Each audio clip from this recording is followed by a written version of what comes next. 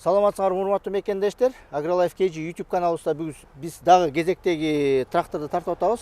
Сиздер билгендей Агротрек компаниясына келдик дагы конокко. Азыр биз ушул ар туста турган бул да трактор сатылып атат. Сиздерге бунун канча аттын күчү, баасы канча, навесной оборудованиясы, комфорт жагы бүт ушул маалыматтарды кыска нуска кылып берели.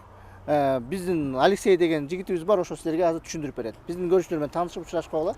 Саламатсыңар, менин атым Алексей, менеджер по продажам болом. Биз болсо ушу тракторду болсо 12 модельдей сатып атабыз. 12 модель тракторлор бар. Азыркы модель болсо 1104. Бул болсо жаңы келген модель бизде. Мурда съемка алып кеткенде бул модель жок болчу эле. Жок беле бул, Бул болсо 110 аттын күчү, турбированный, движок Ючай, 4 цилиндровый, 4 цилиндр.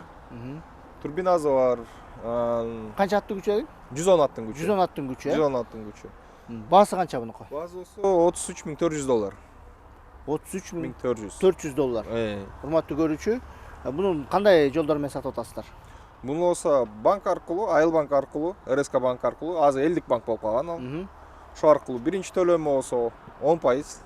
10%ды биринчи төлөмү 7 жылга берилет. 7 жылга берилет. Эми банктын шарттары боюнча дагы банк менен сүйлөшкө келиш керек, Банктын шарттары менен сүйлөшүп эмеш керек. 3 айда бир жолу төлөсөңөр болот, 1 айда бир жолу. Ошол төлөшүн сүйлөшүп алсаңар болот. Бир суроо бар болуп атат да, ушул Farmlit аттуу компаниясы боюнча жалпы мындай кыска жалпак тил менен эмне дей аласыздар? Farmlit компаниясы боюнча. Farmlit компаниясы эң сапаттуу, эң сапаттуу качественность менен иштеп атпайбы буларчы. Булар болсо тем более немецкий заводдон чыгып атат.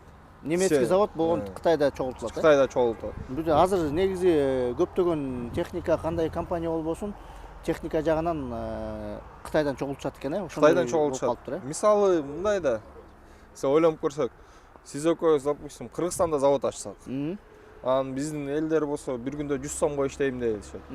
Анан бир Тажикстанга же башка бир өлкөгө барсак, акта 50 сомго иштейбиз десе. Очевидный выбор болот да, кайсы жакка ачкан, чынбы? Бизнес катары мындай карасак. Аякта тем более жанагы эмелер, рабочий силадан башка жана көп нерселер өнүккөн да. Өнүккөн. Цех, завод эмелери, оборудование, логистика эмелер продуманный да, ошон үчүн баардык Кытайга качып атышат азыр.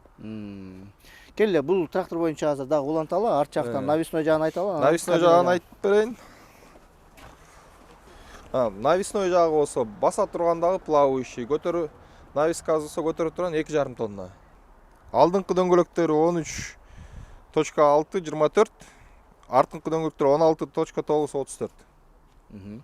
Келе, кабина боюнча. Кабина боюнча бул болсо жаңырылган трактор, жаңыртылган. Кабина сиденье Граммер, магнитола, кондер барды, анан шторкасы бар. Анан эң жакшы изменениясы мен боюнча да.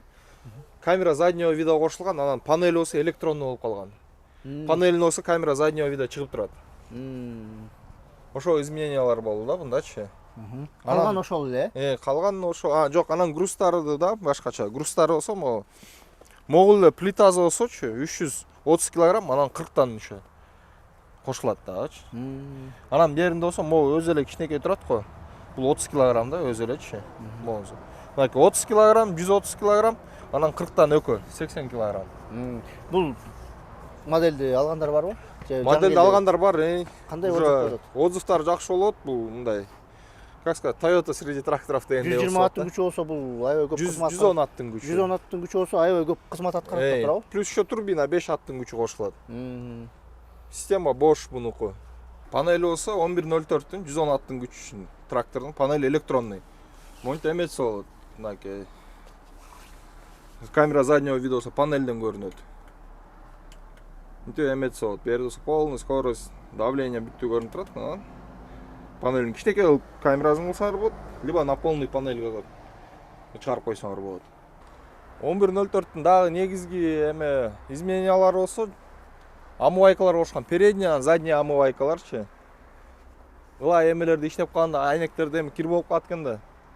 Анан клиенттерге кошуп беребиз да. Омывайка обычный элечи. Дворник деп коебу. Дворниктери бар. По технологичности меняется. Двухдисковое цепление. Коробка передач 12 дюймов, 12 дюйм. Мынакей урматтуу көрүүчүлөр, сиздерге ушул модель боюнча кыска нуска айтып бердик.